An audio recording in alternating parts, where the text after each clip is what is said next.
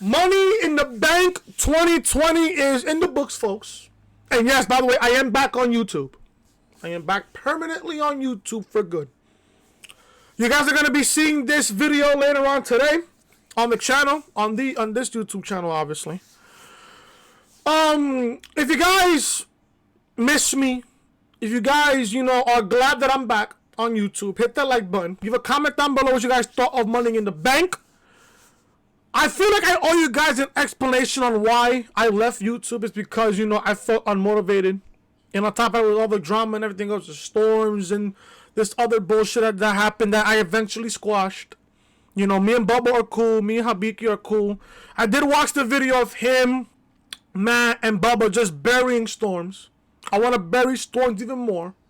Storms, bro, I know you're watching. I know you are. I can just sense the fact that you're watching this video. And I know probably in the back of your head, somewhere in the back of that stupid, brainless brain of yours, damn, Chris is back. Now I have to worry about Chris now. Because we all know you're still worried about Bubba. I know you still are. You still are. But now you gotta worry about me now. Now you gotta worry about me. I don't give a fuck if you got more subs than me. You're a fucking asshole. And I speak on literally beyond half of the entire wrestling community. You're a bitch, bro. You're soft. You're pussy, bro. You're pussy, bro. Come on, bro. You're scared of almost half the entire community, bro. Come on. You want to sit on the 95% of the wrestling community on the male side does this and that? Are you dumb, bro? Are you just straight stupid? Well, you're probably stupid because stupid is more advanced than dumb. But at the end of the day, Storms, I know, Bubba knows, mostly everybody in the community knows. You're a bitch, bro. You're a bitch, bro. I guarantee you, Storms, and again, I know you're watching because why not? I know you're watching. Keep the same energy outside of YouTube. I guarantee you, Storms, 95% of the community, if you was to face them face to face, they punch you in the face. Me included. Me included. So just know, I'm back on YouTube, and now you're worried. Just shaking in your boots. You're worried and shit. Now I guarantee you're gonna try to DM me. You're gonna try to DM me and everything else, and try to air everything out. No. I learned my lesson from you, Storm. I learned my lesson. So, this is just for you, bro. And I represent literally 95% of the entire community that hates your guts. There you go. There you go. We're going to talk about Money in the Bank, folks. I am back on YouTube.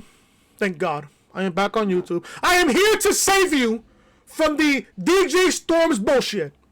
I am here to save you. If you guys thought that Money in the Bank was, I'm not going to lie to you, Money in the Bank wasn't a bad pay-per-view. I'm not going to sit here and lie to you. Leave a comment down below what was the worst match of the entire show. And also, if you guys want, leave a comment down below what was the best match of Money in the Bank. I'm not going to lie to you. They did show both men and women's Money in the Bank ladder matches at the same time. And it was highly entertaining. But we're going to talk about the winners of these Money in the Bank briefcases in just a second. We're going to go through the entire card. Here on the official review, I am back on YouTube, guys. If you guys don't know who I am your boy, Chris. Thank you guys so much for tuning back into the channel. If you guys enjoyed Money in the Bank tonight, hit that like button. If you guys are happy that I'm back, if you guys are happy as fuck that I'm back on YouTube, hit that like button as well. Leave a comment down below what you guys thought of Money in the Bank tonight. And also, if you guys are watching this video for the very first time, and you guys are new to the channel, I know I've been out for at least 3 months, but I'm back. I'm better than ever now. If you guys enjoy what you guys see on the channel, do yourself a favor, hit that subscribe button down below and turn on that bell for all notifications. We're going to kick off the Money in the Bank pay-per-view. I'm not gonna go over the pre-show. I did watch the last 10 minutes of the pre-show with Jeff and Cesaro. The match was great. The match was pretty good. Jeff won. I mean, obviously, Jeff came back. Now they're gonna obviously push Jeff with his feud against Sheamus, which what I'm hearing. Now, just because I'm not reviewing the shows, that doesn't mean I'm not watching the shows. I'm watching the shows. I'm watching the show. I've been watching some Raw, some SmackDown, some AEW, some NXT. That doesn't mean. I mean, just because I'm watching the show, that doesn't mean I'm not reviewing the shows. I still watch. I tweet eventually about it, but that doesn't mean I'm not covering it on the channel. But I will cover Raw as well tomorrow. So the Jeff and Cesaro match was pretty good. I liked it. It was really, really good. I went back to go watch it before I push record. The match is really, really good. I love Jeff. I love Cesaro. Cesaro deserves a lot better. Now, yes, I know they want to push Jeff because Matt is now in AEW. I know why they're pushing Jeff. Because they want to show Matt that Jeff is the superior brother of the two. Which, is a big fuck you to Matt Hardy when it comes to Vince McMahon. But Jeff gets the win over Cesaro in what I thought was a really good pre-show match. And let me tell you, and I said this on Twitter earlier, how come Cesaro is not a former world champion right now? Cesaro is really talented. He's really talented. The fact that, yeah, sure, he's getting TV time, but he's losing almost every single match that he's in. Can I sit here and ask, why is he being treated like this? The man has a world championship look in him. And the fact that Vince doesn't see that, it's literally just shocking to me. I mean, at the same time, it's really not, but you guys get the picture. Jeff beats Cesaro in a very good pre-show match, and that was the pre-show. We go over to the main show. The show kicked off with the SmackDown Tag Team title match in a Fatal 4-Way. New Day versus Miz and Morrison versus the Lucha House Party versus the Forgotten Sons. I'm not going to lie to you, this was a good match. I'm not going to lie to you, this match was good. Although I'm not watching SmackDown as of late, I just can't. Listen, I don't know about you guys, but I literally cannot watch, Raw, SmackDown, NXT, AEW without a live crowd. And yeah, I understand we are in a pandemic. Folks, whatever you do, wash your hands. If you guys are going outside, wear a mask, wear gloves, social distancing, and also use hand sanitizer, which I'm about to use right now. You think Storms uses hand sanitizer? I don't think so. Anyways, not gonna lie to you, the match was pretty good. The tag team match was really good. I'm not gonna lie to you. The tag team match was pretty good. But I need to sit here and ask this question. And I know you guys are feeling the same way, and I tweeted this out on Twitter. Why did Jackson Riker get ejected in a fatal 4-way match that had no disqualification? I don't know if you guys are thinking the same way as I do, but I have to really sit here and think about this. Why did Jackson Riker get ejected on a match that has no disqualification in it? Jackson Riker could have just sat there and just put his hands on anybody else outside of the Forgotten Sons and helped them win the match. Low key. But I just don't get it. The New Day sit there and they retain the SmackDown Tag Team titles. I'm not going to go over the entire thing, but I'll go over the ending here. Sons hit a double team move on Big E. Miz tagged in and hit a skull crushing finale on them. Morrison hit a Starship Pain on Big E, but the pin was broken up. This was chaos, complete chaos. This is complete chaos here. Dorado hit a flipping stunner on Morrison. Grand Metalik hit a Rana from the top on Morrison next. Dorado tagged in as Big E took the tag. Lucha House Party hit a splash and an elbow drop for a 2 count on Big E. Big E launched the Forgotten Sons to the floor and lost Kingston onto them. Cutler drove Kofi onto the post. Big E took Cutler down. Riker pulled the top rope down when Big E was going off the rope. The referee kicked Riker out. I don't know why at this point. It's no disqualification. When Lindsay, then Lindsay hit a dive on everyone. Big E hit a big ending on Grand Metalik and got the pin. The New Day retained the SmackDown tag team championships. And what I thought was a pretty good tag team match. But at the same time, A was chaos. And B, I don't know why Jackson Ryker got eliminated. Well, technically ejected. When it was no disqualification. The New Day retained. Who's next to even face the New Day for the SmackDown Tag Team title? Oh yeah, I forgot there's no tag team division. There's no division on SmackDown. None whatsoever. New Day retained in what I thought was a pretty good match to kick off the pay-per-view. Lacey Evans cut a promo about how she's ready to win Money in the Bank. Yeah, I have the better odds of fucking Jennifer Lopez in her prime than having Lacey Evans win Money in the Bank. Drew McIntyre cut a promo. He wished a happy Mother's Day to all the mothers in the world. Happy Mother's Day to everybody else. If you're a mother and you're watching this on YouTube, happy Mother's Day. To all mothers who are, either living or in heaven. Happy Mother's Day to everybody else. Charlie Caruso, Bay, did the interview. He was confident about his chances against Seth Rollins. We got R-Truth versus MVP. Can I ask, why was this match on the main card? You could have put this match on the pre-show and put Jeff and Cesaro on the main show. I don't know. In my honest opinion, if you moved R-Truth and MVP to the pre-show and put Jeff and Cesaro on the main show, this pay-per-view would have been that much better. By a little bit. Not a long shot. By at least some bit. At least some margin, it would have been a whole lot better. R-Truth did his whole rapping intro, what's up? He still raised his microphone as if fans are in the building when they're really, really not. At least we could hear his lyrics for the first time. Bobby Lashley came out and gave MVP the night off. Don't know why, but okay, whatever. Then R-Truth accidentally slapped Lashley and he was quickly destroyed. Truth didn't stand a chance. He was quickly defeated by a spear. This was a complete setup. Bobby Lashley picks up a quickie victory over R-Truth.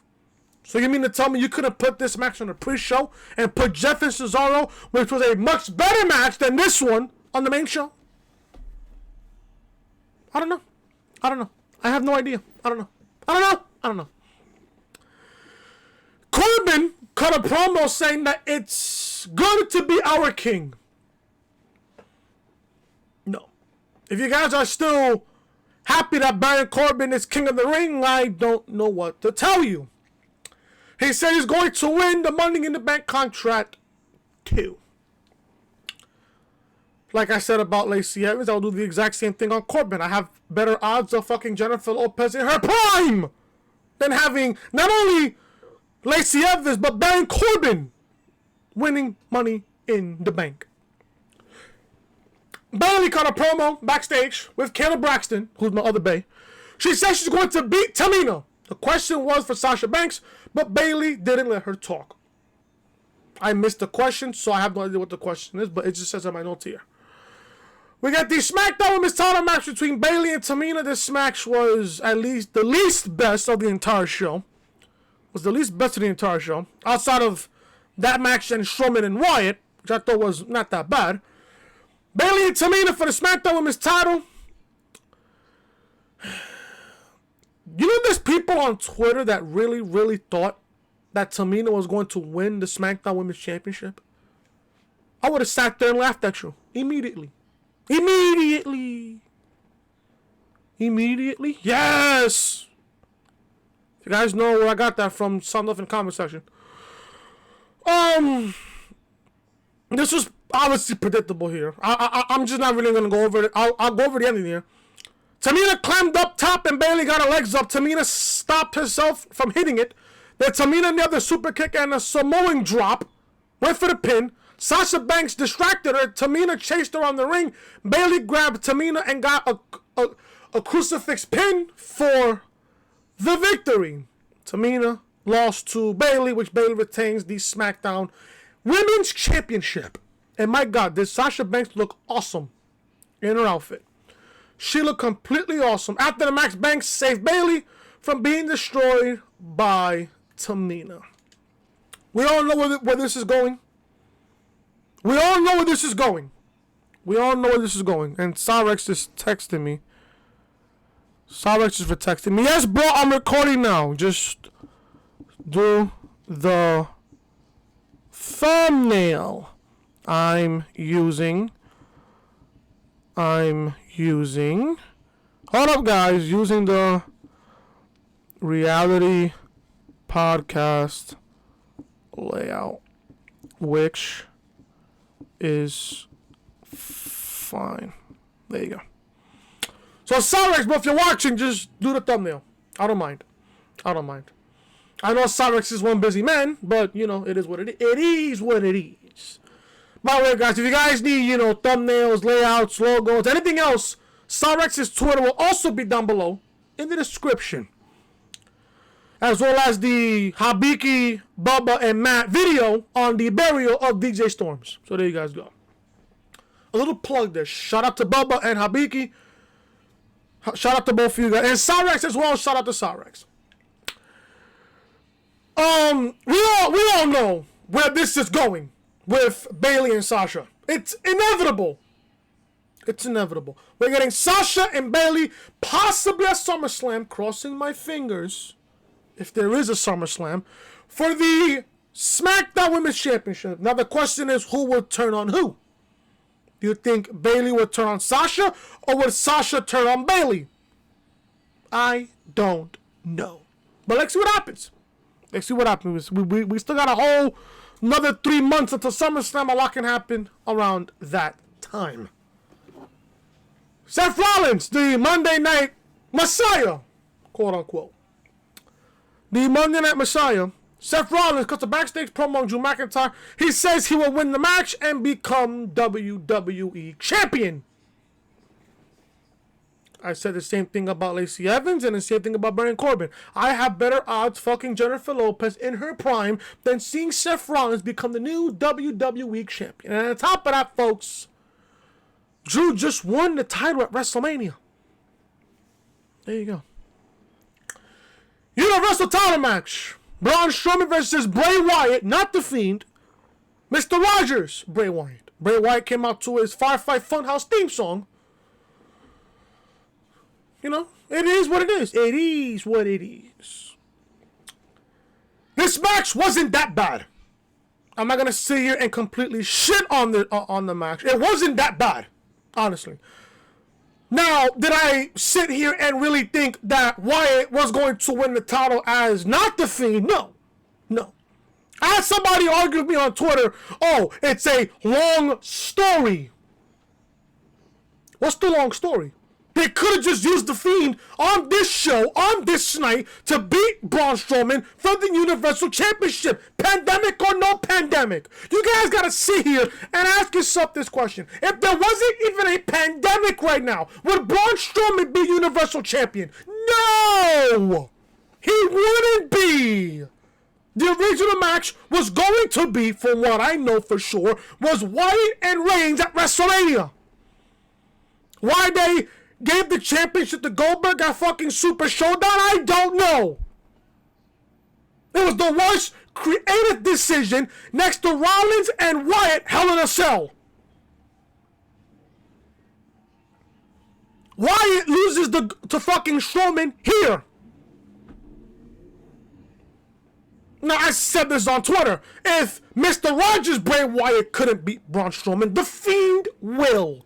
And at that point, who is going to care? You could have easily 110% used The Fiend on this show. You could have. The Fiend just came off of a victory against John Cena at WrestleMania. You could have used The Fiend on this night and have him beat Strowman for the Universal Championship. Simple. What do they do here? Strowman retains the title. Now Wyatt's even more dead. At this point, do they even use The Fiend for their next pay-per-view, which is Backlash at this point? Do you even book The Fiend versus Strowman at Backlash at this point in juncture? I don't know. But then I guess somebody was to argue with me on Twitter, oh, there's a long story between these two. Yeah, the Wyatt family, but who cares now? This storyline was making Braun Strowman look bigger than he already is. Strowman is not that big, to be honest with you. Yeah, sure, he's freaking Universal Champion, but nobody cares about Strowman as Universal Champion. Nobody cares. I don't care. You don't care. The next door neighbor doesn't care. The fucking next bitch down the block doesn't care. Who cares? Who gives a shit, big bro? Who gives a shit about Braun Strowman as Universal Champion? Who cares? We had Huskers the Pig. We had Huskers the Pig out there on the... What was it? On the barricade. We had Abby the Witch, Sister Abigail. And then we had, who else we had? We had, the dinosaur. I forgot this guy's name. I don't have him on my... I don't really have him on my thing here, on my notes here. We had Huskers the Pig out. Then you had Abby the Witch. And I forgot the dinosaur's name. I deadass forgot about the dinosaur's name. I deadass forgot the dinosaur's name. I deadass forgot. Well, it's not in my notes. So, we're going towards the end of the match here. Wyatt went for the other Sister Abigail, but Strowman blocked it and hit a chokeslam. Bray went outside, and Strowman nailed this freight train spot that time. Wyatt got in the ring and kicked Braun down. Strowman came up wearing his black sheep mask. Now, this is where it got pretty much confusing at this point. Bray got happy and said, "It's you. I told you. I told him if you give me a chance, I told him I'd find you." He was happy. Braun tore off his shirt and walked up to Bray Wyatt. Then they did the Wyatt pose. He's got the whole world in his hands. I love that fucking pose. They did the Wyatt pose together. Bray got up and he was laughing and having a great time. Mind you, the Universal Championship is on the line. Braun and Bray hugged. The Firefly Funhouse puppets were all happy. Then Braun took off the black sheep mask, stomped it before slamming Wyatt for the win. He gave Wyatt the power slam and retains the Universal Championship. This confused the living shit out of me. Why Strowman won this match? Everybody and their grandmother was predicting Wyatt was going to win the championship. Everybody and their grandmother was predicting this, including me.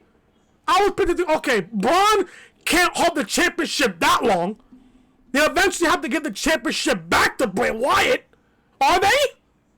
Turns out no. Now guess what? Now what's next now? People argue me on Twitter. Oh, it's a long story. Chris, give it a chance. It's a long story. Fuck the long story. They made a big deal about Braun Strowman in the Wyatt family when he wasn't even known in the Wyatt family. He was just there rocking a big black sheep mask and he's big and tall as fuck. That's all he was there for. That's all he was there for. That's it. That's all he was there for. He wore a black sheep mask with a black tank top with the same pants he has on now and shit. Awful in the ring. He was awful back then, and he's awful now.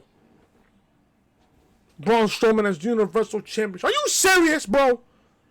Are you fucking serious? Now what? Now I ask myself, now what? Now, who does Braun defend the championship against that Backlash? Is it against The Fiend? Too late now. Again, too late now. You could have given The Fiend and Braun Strowman on this particular night. That's what you could have done. You could have gave me Wyatt. No, you could have given me The Fiend and Strowman on this show. If this is happening at Backlash, I don't want to see it. I don't want to see it. Right now, what Vince needs to do is to rectify what happened back in February at Super Showdown in Saudi Arabia. That's what Vince has to rectify. You could have done that on this night. You could have done that on this night. Did you do it? No. If you're going to do it at Backlash, guess what? It's going to be the same thing for what happened last year when Wyatt won the Universal Championship at Crown Jewel. No one is going to care. And then think about this too, folks. Longevity. Think about this. Let's say, for example, okay, Strowman retains the championship tonight. Wyatt, or should I say The Fiend, he wins that Backlash. You know who's going to come back all of a sudden like nothing happened? Roman Reigns. Don't be surprised, folks. Don't be surprised. Wyatt, I keep saying Wyatt. The Fiend wins the championship at Backlash in June. He wins the championship at Backlash. Then all of a sudden, when things are eventually going to go back to normal, Reigns comes back, wins the title as if nothing even happened. The Fiend is going to win the championship at Backlash just for him to get killed again by Roman, this time at SummerSlam. Whether if it's in Boston or another location. Because from what I heard, SummerSlam so far is going to be at another location. Don't be surprised, folks, if this happens. Don't be surprised. Strowman retains the Universal Championship. In my honest opinion, I just don't give a shit. I don't watch SmackDown, so I don't give a fuck. I don't care. Ratings show, folks, as you guys know. Ratings show! Oh, Raw suffered a 1.6 rating on Raw this past week. SmackDown barely averaged near 2. But the people on social media are going to say, oh, it's because of Drew McIntyre as champion. No, folks, it's because people can't watch these shows without a crowd. That's why. Speaking of Drew McIntyre defends his newly won WWE Championship against Seth Rollins. This match is good. Not gonna lie to you. Seth is great in the ring. McIntyre has been looking good ever since he won the Rumble. He's been looking very, very good. So far, Vince hasn't fucked up Drew McIntyre, but I guarantee you by SummerSlam, Vince will fuck up Drew by then. Guarantee you. Guarantee you. McIntyre versus Rollins for the coveted WWE Championship. I'm not gonna lie to you, before the Money in the Bank ladder match, this was the match of the night. Outside of Jeff and Cesaro, this was the match of the night. So far. So far, so good. This match was the best match of the entire show. So far. So far. I didn't care about the storyline between Rollins and McIntyre. I really didn't care. Because Rollins lost at WrestleMania to Kevin Owens. Now, if you guys don't know, Kevin Owens is out with an ankle injury. He'll be back in a couple of weeks. They say it's a hairline fracture or a sprained ankle. He'll be back eventually in a couple of weeks. In a few weeks. Give it a few weeks. He'll be back. Now, let's say KO wasn't hurt. Who was going to be Drew McIntyre's first title? Well, not really first. His first pay-per-view title defense. It could have been KO. Okay. It could have been KO. Could have been KO. Now, let's say if KO wasn't hurt. KO versus McIntyre at Money in the Bank for the title, I think it would have been good. I think it would have been a much better match if you sat there and asked me. But we got Rollins, which, you know, they found out, okay, KO's hurt. Who could be KO's replacement for Money in the Bank for the title? They just gave it to Seth. And to be honest with you, I don't mind it at all. I don't mind it. But then again, it doesn't make any sense because Rollins lost at WrestleMania. Sure, he could be a nice little backup plan. Yeah, sure. But Rollins lost at WrestleMania. So what did you think was going to happen on this show? Okay. Rollins is taking KO's spot, who was originally going to, in my honest opinion, KO was originally going to face McIntyre out on this pay-per-view for the title. KO is hurt. Let's give it to Rollins. And eventually KO, when he comes back, he'll possibly get his title shot against Drew McIntyre when he's back from injury. Okay, fine. What did you guys think was going to happen on this match? People are predicting, okay, Rollins could beat McIntyre for the title. Why? They're building up Drew McIntyre as a dominant force as WWE champion. Why would you want Rollins to beat McIntyre? And on top of that, he just won the title at WrestleMania. He just won the title. He beat Brock Lesnar and the Big Show all in one night. You think Rollins is going to sit there and beat McIntyre for the title just like that? Then everything that Vince worked on with McIntyre from January to April is buried and gone. The match was great, don't get me wrong. They did the right thing. Have McIntyre retain the title. Rollins looked good in this match. He really did. Rollins looked good in this match. Rollins looked good in this match. He really did. He really did. Now, I may, right now, not like Seth Rollins as of late, but lately I've been getting warmed up to Seth Rollins as of late. And also, Seth Rollins got brand new theme music, which I don't mind. I like it. Not gonna lie to you. Just a little bit. Not a lot, though, but just a bit. Just a little bit. So, Rollins gets out of the future shock DDT, which I love, and nailed 2 kicks to the head for a 1 count. Rollins, another frog splash, but McIntyre kicked out again. Seth Rollins got out of the ring and got a steel chair. Referee told Rollins to put the chair down, so he did. He went for the stop, but McIntyre hit a Glasgow kill, which is fucking devastating. Drew climbed up top, but Seth jumped up, hit a superplex into a Falcon Arrow for a 2 count.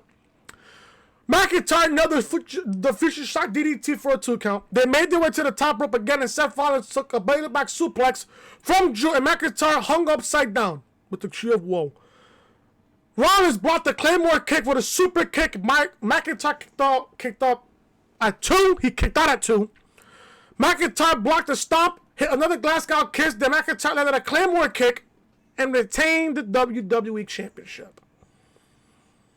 The one thing I liked about this match was that when Drew McIntyre was upside down with this, I think his left leg caught up to the turnbuckle, Rollins was going to target on McIntyre's knee, and McIntyre went up and he bellied it back suplex Seth Rollins. I'm like, this man is... That was a nice counter. That was a very nice counter from Drew. So then Drew blocked the stomp, hit another Glasgow kiss, hit the Claymore kick, and retained the WWE title. Drew McIntyre retains the coveted WWE Championship. After the match, they shook hands. That was a classy moment. Seth Rollins looked a bit perplexed by this. He looked a little shocked. I'm not gonna lie to you, but you know that's just the humor of McIntyre. If McIntyre has a good match against you, he's gonna eventually shake your hand out of respect, which I like. Now, here's the one thing that I'm thinking here. Before we talk about the Money in the Bank ladder match. Before we talk about the Money in the Bank ladder match. McIntyre retains. Good. Right decision there. Who is next to face McIntyre for the title? Who's next in line to face him? I've been watching a lot of JD, and he's a man that I respect so much. Is a man that his opinion I respect so much. Me and him somewhat think alike. And I told Cyrex, 95% of the time, I'm going to agree with JD on what he says on the product, on certain storylines and the product. I'm going to agree with him 95% of the time. The 5%, which is a rare thing, that I'm not going to agree with him. It's a 5% chance I'm not going to agree with him. It's a 5% chance. What he said about Drew McIntyre's potential next opponent is something I can definitely see happen. And people are not thinking about this. Some people are. Some people are not. Drew McIntyre's potential next opponent could be Jinder Mahal. Oh, you didn't catch that? You didn't hear me? I got you in a second again. Let me repeat what I just said. Drew McIntyre's next potential opponent for the WWE Championship is Jinder Mahal. And think about this, folks. And think about this. Remember Randy Orton? And I think JD hasn't thought about this. Remember Randy Orton back in 2017? He won the Rumble in 2017. He beat Wyatt for the title at WrestleMania. The same championship that Drew McIntyre is carrying right now as we speak.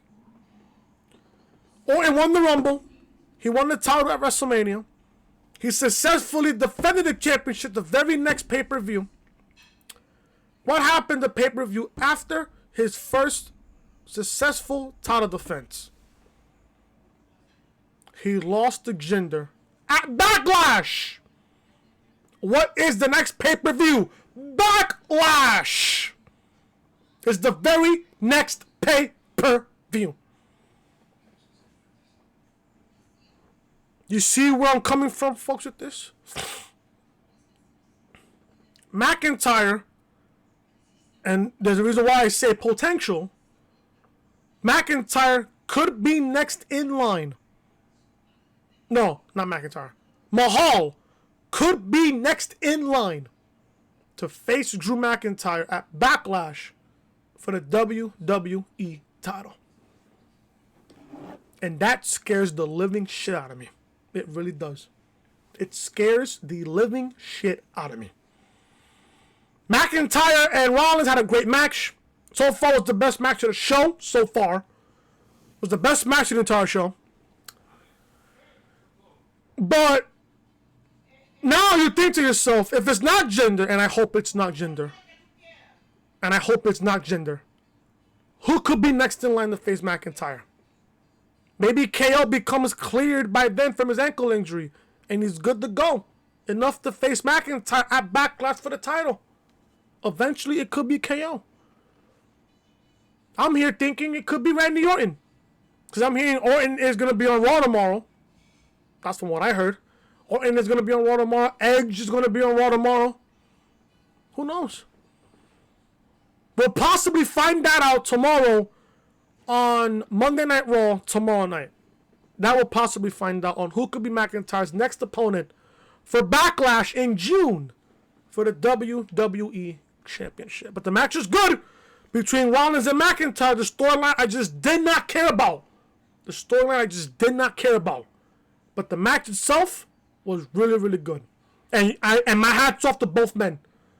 We may hate Rollins, but let me tell you, his in-ring work is phenomenal. McIntyre, we love McIntyre.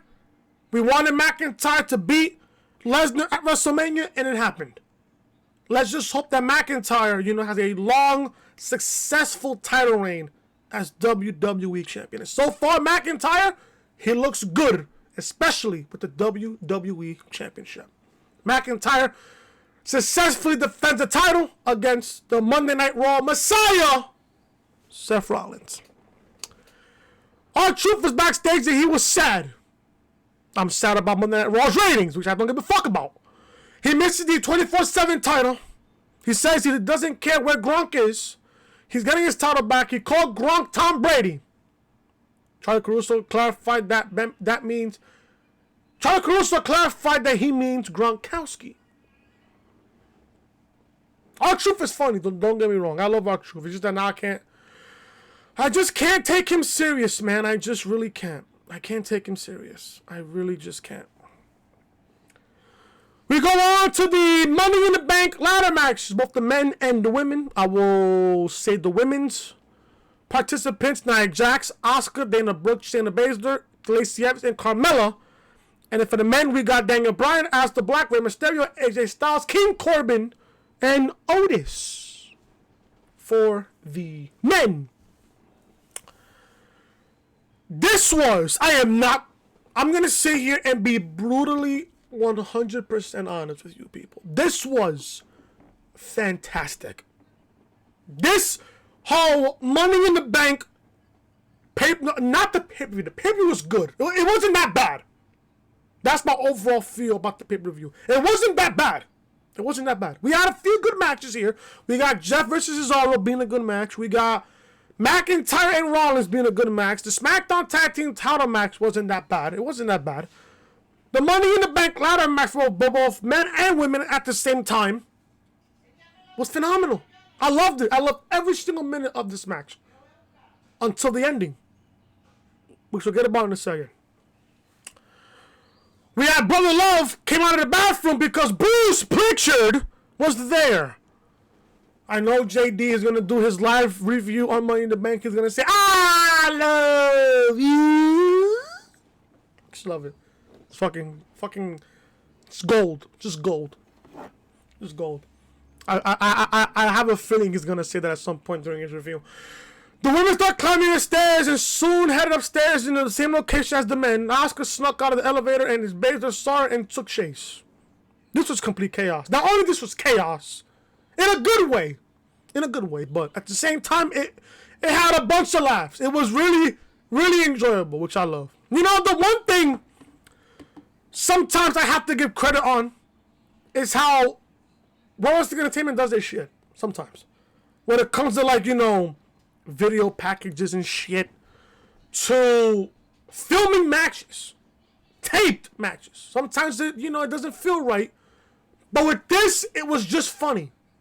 It was just hysterical. And by the way, guys, if you guys didn't know, the men and women's Money in the Bank ladder matches, that one that we saw tonight, was filmed back in April. Was filmed during the middle of April. It was filmed. Okay. That's what you guys need to know there. I'm not going to go over everything, but I will go over some of the highlights here. We saw Titus Catering all over the place. All over the place. Stephanie McMahon made an appearance, and it was fucking terrible. The one with AJ really caught my eye. AJ was looking for Ray. He punches a poster of Ray before walking past of a poster of Roman Reigns. Then he was spooked by one poster of The Undertaker. Attention to detail, folks, on this.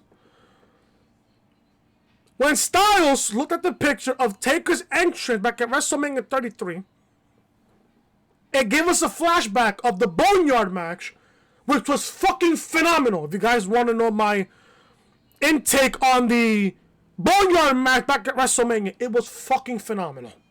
I loved every single minute of that matchup. So Styles was spooked by a poster of Undertaker, which brought back memories of the Boneyard match back at WrestleMania, night one. Styles opened up a room and saw a casket in the room, which the lights turned into blue.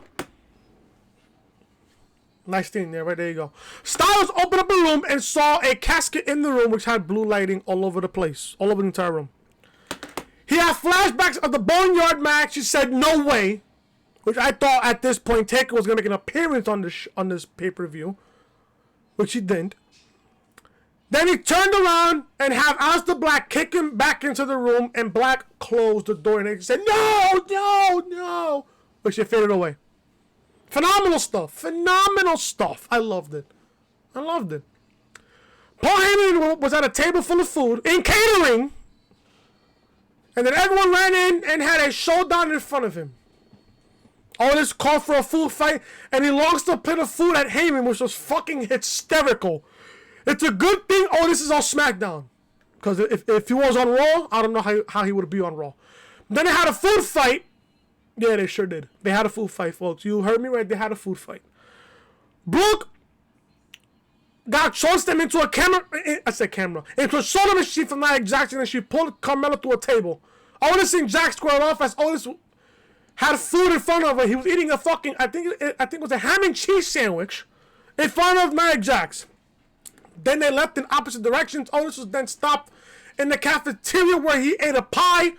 Johnny Ace, which was Johnny Laurinaitis, people power, took a pie to his face, and then Otis laughed and left. It was fucking hysterical. It was just hysterical. It was just hysterical. They continued to fight their way through the building, and Nia Jax got out in front. But Evans chased close behind her. Black and Bryan were also fighting, but then Styles came back to chase Aleister out, to take Aleister out. Styles and Bryan continued to brawl to different offices. Then AJ and Daniel Bryan looked up and realized that they are in Vince McMahon's office. So that's what his office looks like. They put the chairs back in order before leaving. Then Vince used hand sanitizer, which I will have to use again. Hand sanitizer. I got that Perel, folks. Perel's that good shit. Perel's that good shit, you know. It really is. Coronavirus is real. Vince used hand sanitizer and went back to work. Bryan and AJ had a little conversation about mishandling their run-in with McMahon before they continued fighting. Corbin eventually cut in and joined their fight. And then from there, they made their way up to the roof. Nia and Asuka was the first two up there before Evans soon followed. Jax hit a clam on Evans and threw out of the ring. Then Jax went to get a ladder. Asuka stopped Nia, Jax from climbing up. Then Lacey landed a woman's right on Nia and she started climbing up. Asuka pulled Lacey Evans off the ladder and she face planted. Then Asuka started to climb, but Evans got up and slammed her face against the ladder. Evans kicked Asuka off as she climbed, but Asuka pulled her back down. Then Asuka climbed up, but Evans stopped her too. Evans and Asuka were up on the same side of the ladder, and Asuka landed two elbows that sent Evans down onto Nia Jax. So Asuka climbed up to get the briefcase. Suddenly, Baron Corbin ran in, and he stopped her. She kicked him off and grabbed the briefcase to become Miss Money in the Bank for 2020. I don't know what it is, but for some reason I laughed when Asuka kicked Corbin off of the ladder.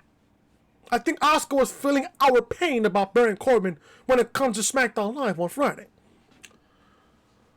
Asuka winning Money in the Bank. I'm not gonna lie to you, I'm okay with it. I'm okay with it because there was rumors going about that Vince was loving Asuka, and low key ever since, you know, Raw and SmackDown was in this no crowd scenario here, Asuka has been the MVP. So Vince said, why not? Let me just reward her for what she's been doing on Monday Night Raw, which, you know what, just give it a briefcase. Fuck it. Everybody was going for Shayna Baszler to win Money in the Bank, including me.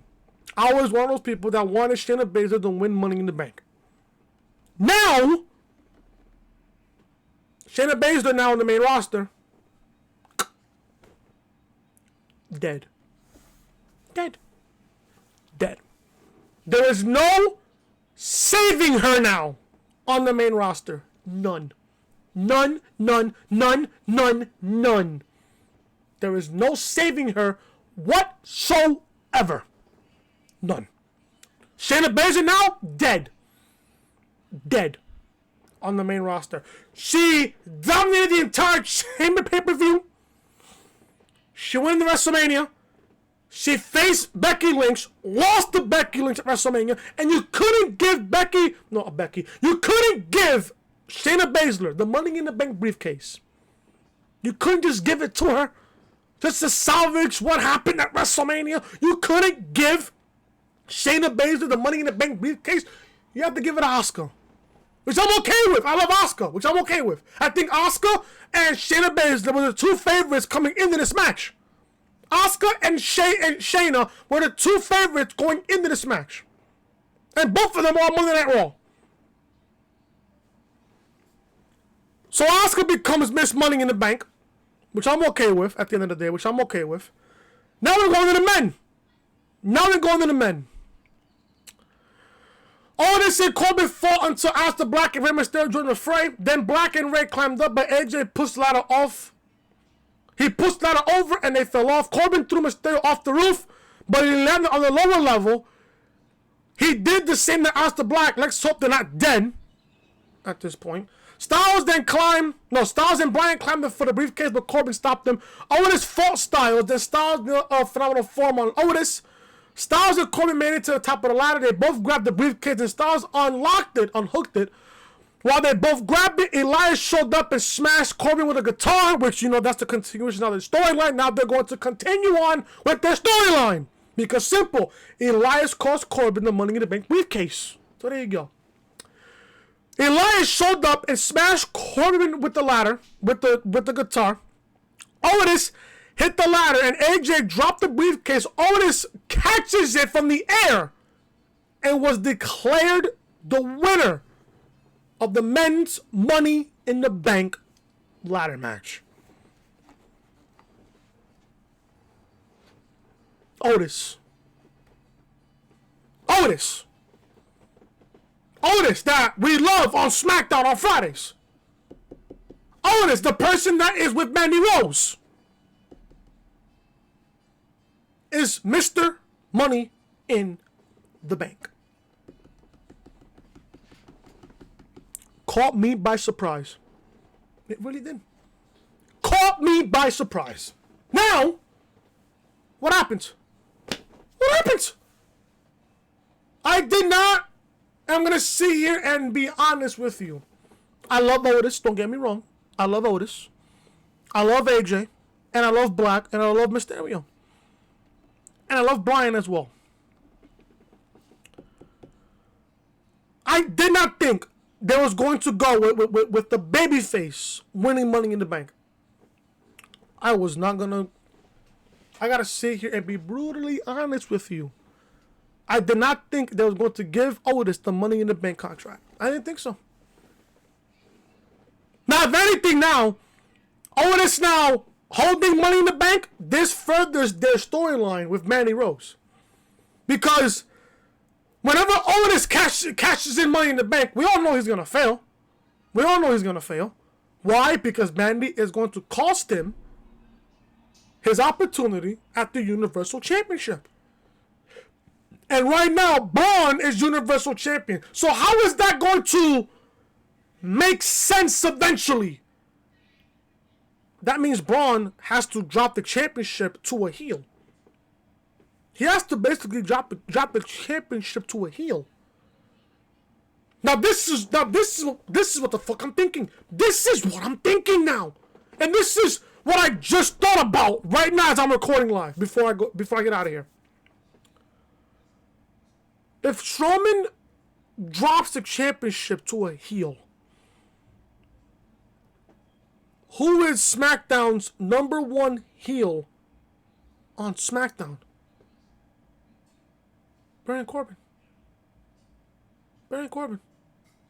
Corbin right now could be next in line to face Braun Strowman. If it's not the Fiend, if it ain't the Fiend, I could see Baron Corbin going up next against Strowman at Backlash for the Universal Championship.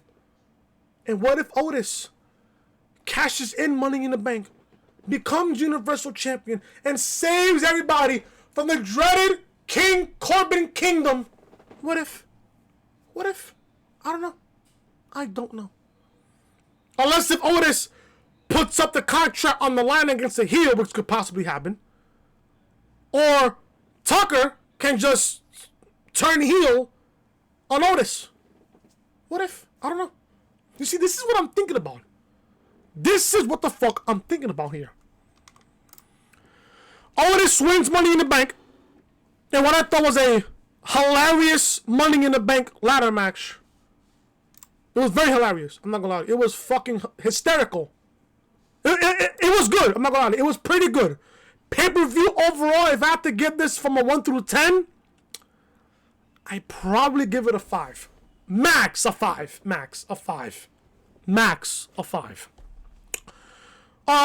Styles, Hardy and Cesaro was a good match on the pre-show.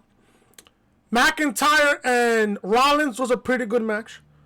The SmackDown Tag Team title match was not that bad. The Universal title match was SmackDown Women's title, And then the Money in the Bank ladder match for both men and women was pretty good. was, at that point now, as the main event, the best match in the entire show. Because of everything that was going on, just at the ending, the winners of the matchup, I have to question. You could have gave the Money in the Bank contract to Aleister Black, and you could have gave it the men to either Black or Styles. Mainly Styles, because he's the heel on Raw. And the women, you could have 100% gave it to Shayna. You just could have. Shayna's dead on the main roster. Now, whatever they do now with Shayna, I don't care. Shayna had a great run on NXT for the last 2 years. Now, on the main roster, she's dead. Buried. And that is your official Money in the Bank review and results video. Guys, thank you guys so much for watching. I hope you guys enjoyed the review. If you guys did, hit that thumbs up. Leave a comment down below what you guys thought of the pay-per-view. What are your thoughts of Asuka and Otis winning Money in the Bank? Who could be next in line to face Braun Strowman for the Universal Championship? Who could be next in line? And I hope it's not fucking Jinder Mahal. Who could be next in line to face Drew McIntyre for the WWE Championship, possibly at Backlash in June? Thank you guys so much for watching, guys. If you guys enjoyed the video, hit that thumbs up. If you guys are new to the channel, if you guys are watching it for the very first time, hit that subscribe button down below. Turn on both guys for notifications. Help your boy out. I just came back on YouTube, so I would be very, very happy if this video got to 15 likes on this video. 15, 20, I would really appreciate it. And it will show me that you guys missed me that much, and you guys are glad that I'm back on YouTube right here on the channel. So I'll see you guys tomorrow for Monday Night Raw review. I'm gonna go watch the Taker documentary, and I'll probably review it. Because I did a poll, and you guys voted yes. Like 100% yes. You guys want me to review the Undertaker Last Ride documentary. I'll probably do that on Tuesdays. I'll record it on Monday and then post it up on the channel on Tuesday. So thank you guys so much for watching. I will watch part 1 of the documentary. And if you guys want, on Tuesday, I will review Chapter 1, The Greatest Fear of the Undertaker Last Ride documentary. Right here on the channel, I will give you guys a review on that on Tuesday. Thank you guys so much for watching. I'll see you guys tomorrow for Monday Night Raw review. Guys, make sure to follow me on Twitter at your boy Chris25_. Be sure you guys follow me on Twitch also. Twitch.tv/your boy Chris YT. And follow me on Instagram at SavageChris25_. Guys, I'll see you guys tomorrow for Monday Night Raw review. Until then, I'm Chris. Have a good night. Talk to you guys later.